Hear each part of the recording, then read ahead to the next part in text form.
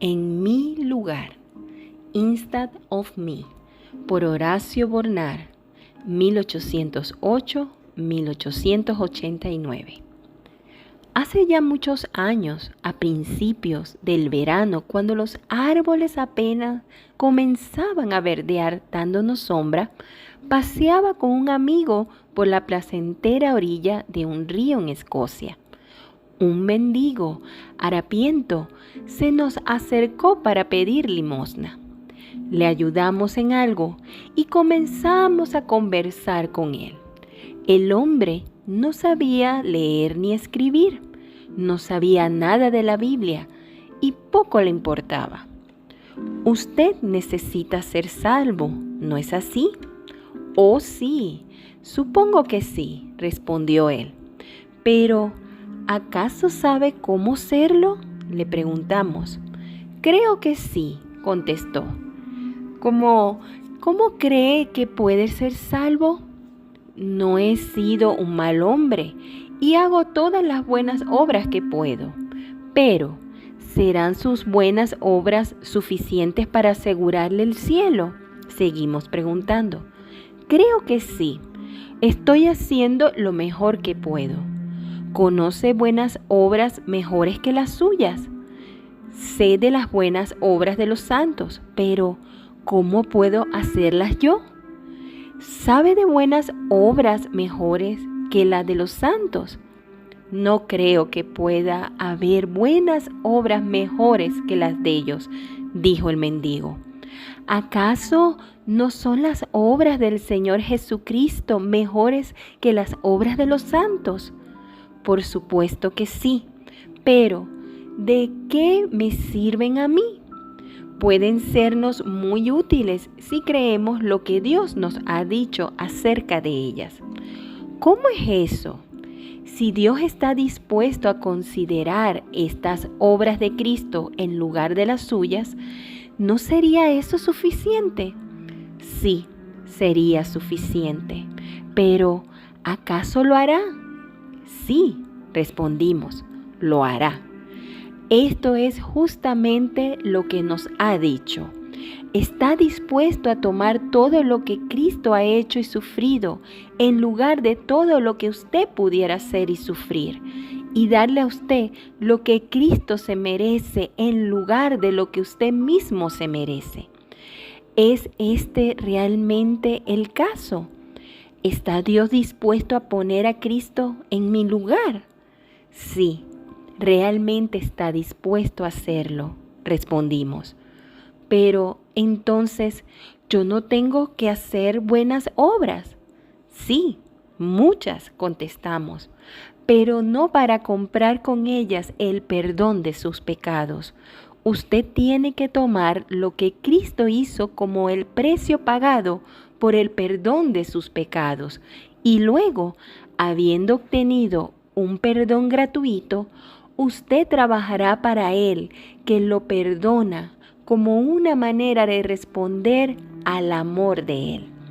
Pero, ¿cómo puedo lograr esto?, preguntó él. Creyendo el Evangelio o buenas noticias, que le explica todo acerca del Señor Jesucristo, cómo vivió, cómo murió, cómo fue sepultado, cómo resucitó, todo para bien del hombre pecador. Como dice la Biblia, por medio de Él, Jesucristo, se os anuncia perdón de pecados. En Él es justificado todo aquel que cree. Hechos capítulo 13, versículos 38 y 39. El mendigo, asombrado, comenzó a reflexionar. El pensamiento de que las obras de otro en lugar de las suyas serían suficientes y que podía obtener todo lo que se merecen las obras de este otro, pareció impresionarle. Nunca volvimos a encontrarnos, pero era evidente que la palabra había hecho un impacto en él.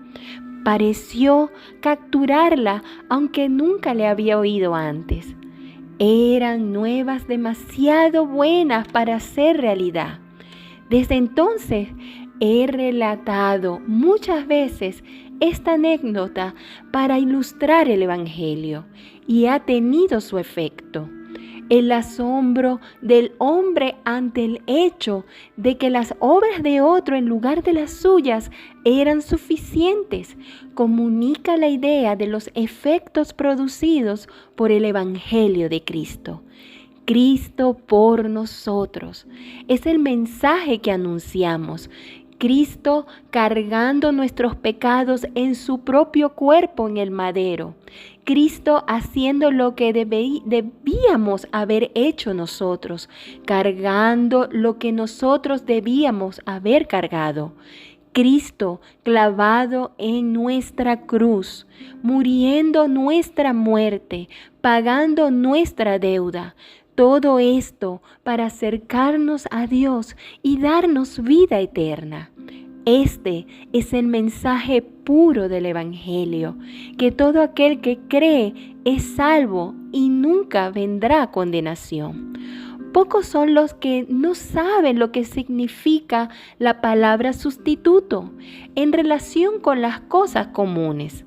No obstante, nos conviene considerar cómo comprender correctamente el significado de esta palabra, pues es la clave para comprender correctamente el Evangelio. Cristo por nosotros, o Cristo nuestro sustituto. Es el Evangelio o las buenas nuevas de gran gozo que los apóstoles predicaron y que nosotros podemos anunciar aún en estos tiempos postreros a los hijos de los hombres como su verdadera esperanza. Las buenas nuevas que anunciamos no constituyen lo que Dios nos ordena hacer a fin de reconciliarse con nosotros, sino lo que el Hijo de Dios ha hecho en nuestro lugar. Tomó nuestro lugar aquí en la tierra a fin de que pudiéramos obtener un lugar en el cielo.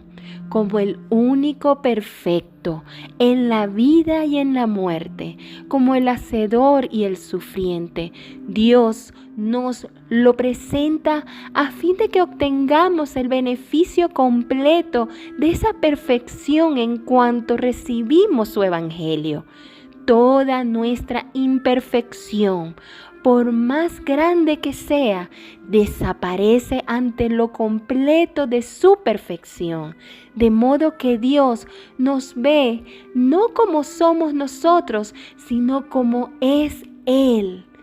Todo lo que somos, hemos hecho y hemos sido, desaparece en lo que Él es, ha hecho y ha sido. Al que no conoció pecado, por nosotros lo hizo pecado, para que nosotros fuésemos hechos justicia de Dios en él. Segunda de Corintios capítulo 5 versículo 21.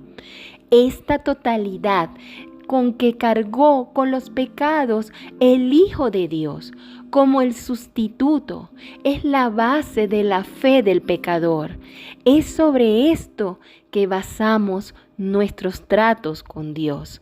Necesitamos a alguien que cargue con nuestros pecados y Dios nos ha dado al que es totalmente perfecto y divino. El castigo de nuestra paz fue sobre él y por su llaga fuimos nosotros curados. Isaías 53:5. Llevó él mismo nuestros pecados en su cuerpo sobre el madero. Primera de Pedro, capítulo 2, versículo 24. En cierta oportunidad conversamos sobre esto con un joven, sentado con su Biblia en sus manos, cavilabra sobre el camino de vida, preguntándose, ¿qué debo hacer para ser salvo? Se encontraba en tinieblas y no captaba nada de luz. Era un pecador. ¿Cómo podía ser salvo? Era culpable. ¿Cómo podía ser perdonado? No por obras de justicia que nosotros hubiéramos hecho, le dijimos. Ciertamente que no. Pero entonces, ¿cómo?, preguntó. por medio de Cristo, quien lo hizo todo. Pero, ¿es posible esto?, siguió preguntando. ¿Puedo ser salvo por medio de alguien que reciba el castigo en mi lugar? No solo es posible, sino que así es. Esta es la manera, la única manera. Es la manera como Dios salva al pecador. Y yo no tengo que hacer nada, inquirió. Nada para ser salvo, respondimos. Explíqueme, ¿cómo es posible esto? Volvamos a la verdad acerca del sustituto. ¿Sabes qué es eso? Sí, pero ¿qué tiene que ver eso conmigo? Cristo se ofrece para ser tu sustituto, hacer lo que te hubiera correspondido hacer a ti, sufrir lo que te hubiera correspondido sufrir a ti, pagar lo que te hubiera correspondido pagar a ti. ¿Significa esto que Cristo de hecho ha pagado mi deuda y que esto es lo que tengo que creer para ser salvo? No. Tu deuda no ha sido pagada hasta que creas. Cuando crees, queda pagada. Pagada una vez por todas, una vez para siempre, pero no hasta que creas. Entonces, ¿cómo es la obra de Cristo? ¿Cómo el sustituto? ¿Buenas nuevas para mí? Supongamos que hay suficiente dinero depositado en el banco para pagar doblemente tus deudas. Y lo único que tienes que hacer es solicitarlo. Entregas tu cheque y recibes el dinero inmediatamente. Entiendo, dijo el joven. Es creer lo que realmente me hace poseedor de todos los frutos de la obra de haber cargado los pecados sobre sí mismo en la cruz. Sí, exactamente. O déjame decirlo de otro modo. Cristo murió por nuestros pecados. Él es nuestro sustituto. Se te presenta como tal. ¿Estás dispuesto a aceptarlo como tal para que pague todas tus deudas y perdone todos tus pecados? Sí, pero quiero comprenderlo mejor porque me parece demasiado sencillo. Bueno, digámoslo de esta forma. Dios ha provisto un sustituto para los culpables, quien hace siglos sufrió por nuestros pecados, el justo por los injustos.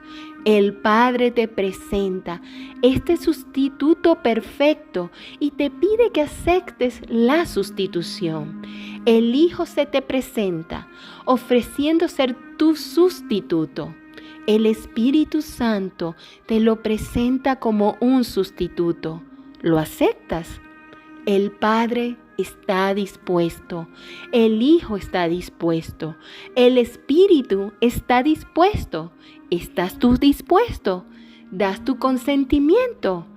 ¿Eso es todo?, preguntó él. Sí, lo es. Tu aceptación de Cristo como tu sustituto marca el amanecer de un nuevo día, de una nueva vida. Así es como se rompen las cadenas del pecador y éste es puesto en libertad para servir a Dios. Primero libertad, luego servicio. El servicio de hombres libres de la condenación y de la esclavitud. Es por aceptar al sustituto divino que el pecador es puesto en libertad para servir al Dios vivo. La libertad que fluye del perdón recibido de este modo es el verdadero comienzo de una vida santa. Por lo tanto, si he de vivir una vida santa, tengo que comenzar con el sustituto. Tengo que recurrir a Él para recibir perdón y liberación, porque Él somos librados de nuestros enemigos sin temor. Les serviremos en santidad y en justicia delante de Él todos nuestros días. Lucas capítulo 1 versículos 74 y 75. Si he de servir a Dios y si he de poseer la verdadera religión, tengo que empezar con el sustituto, porque la religión comienza con el perdón, y sin el perdón, la religión es una profesión de fe débil y molesta. Empero hay perdón cerca de ti, para que seas temido. Salmo 130, versículo 4. Esta es la consigna divina. No primero temer a Dios y entonces ser perdonado. En cambio, primero ser perdonado y entonces temer a Dios.